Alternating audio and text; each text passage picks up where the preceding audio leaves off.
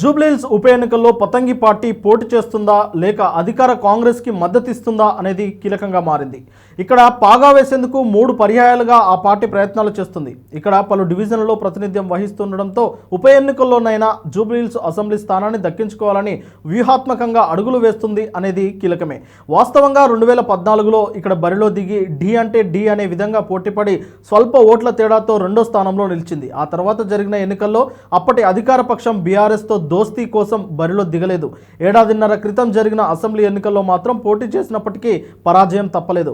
తాజాగా BRS sitting MLA Maganti Gopinath మృతి చెందడంతో ఉప ఎన్నిక అనివార్యమైంది. ప్రస్తుతం అధికార కాంగ్రెస్తో సత్సంబంధాలు కలిగి ఉన్న సిట్టింగ్ సీటు బీఆర్ఎస్ది కావడంతో పోటీలో ఉండాలని భావిస్తున్నట్టు తెలుస్తుంది.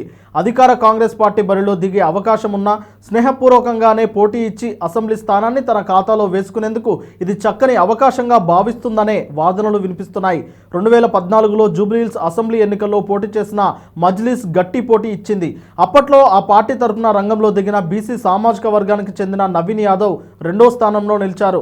2018లో జరిగిన ఎన్నికల్లో పోటీ చేయకుండా అప్పటి మిత్రపక్షమైన అధికార బీఆర్ఎస్ పార్టీకి మద్దతు ప్రకటించింది. 2023లో జరిగిన ఎన్నికల్లో రాష్ట్ర వ్యాప్తంగా బీఆర్ఎస్కు మద్దతిచ్చిన మజ్లిస్ జూబ్లీహిల్స్ సిట్టింగ్ ఎమ్మెల్యేపై స్నేహపూర్వక పోటీకి దిగింది.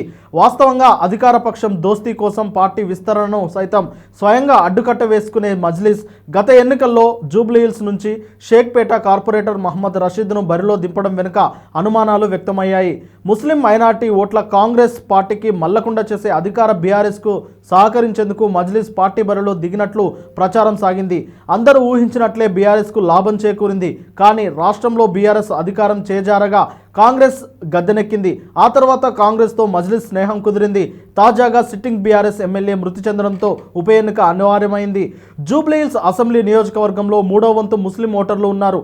అసెంబ్లీ పరిధిలోని పలు డివిజన్లలో మజ్లిస్ ప్రాతినిధ్యం వహిస్తూ ఉంది. ప్రజల్లో కూడా గట్టి పట్టు ఉంది. దీంతో రాజకీయాలకు అతీతంగా ముస్లిం మైనార్టీలు మజ్లిస్ వైపు మొగ్గు చూపే అవకాశాలు లేకపోలేదన్న వాదన వినిపిస్తుంది. ఈసారి ఉప ఎన్నికల బరిలో గెలుపు గుర్రాన్ని నిలిపేందుకు కసరత్తు చేస్తోంది. మజ్లిస్ పార్టీ పక్షాన విద్యావంతురాలు జాతీయ కరాటే ఛాంపియన్ సయ్యదా ఫలక్ అభ్యర్థిని పరిశీలిస్తుందని సమాచారం. గతంలో ఉమ్మడి పౌరసత్వానికి వ్యతిరేకంగా నిరసన కార్యక్రమాలకు నాయకత్వం వహించి పార్టీ దృష్టిని ఆకర్షించారు. ఈ క్రమంలోనే మరో 2 కార్పొరేటర్ల అభ్యర్థిత్వాలను సైతం పార్టీ పరిశీలిస్తున్నట్టు సమాచారం. అయితే కాంగ్రెస్కి మద్దతు ఇచ్చే ఆలోచనను కొట్టిపరేయలేమని అంటున్నారు. ఇక్కడ మజ్లిస్ పోటీ కాంగ్రెస్ విజయావకాశాలని ప్రభావితం చేయడం మాత్రం ఖాయమని చెప్పవచ్చు.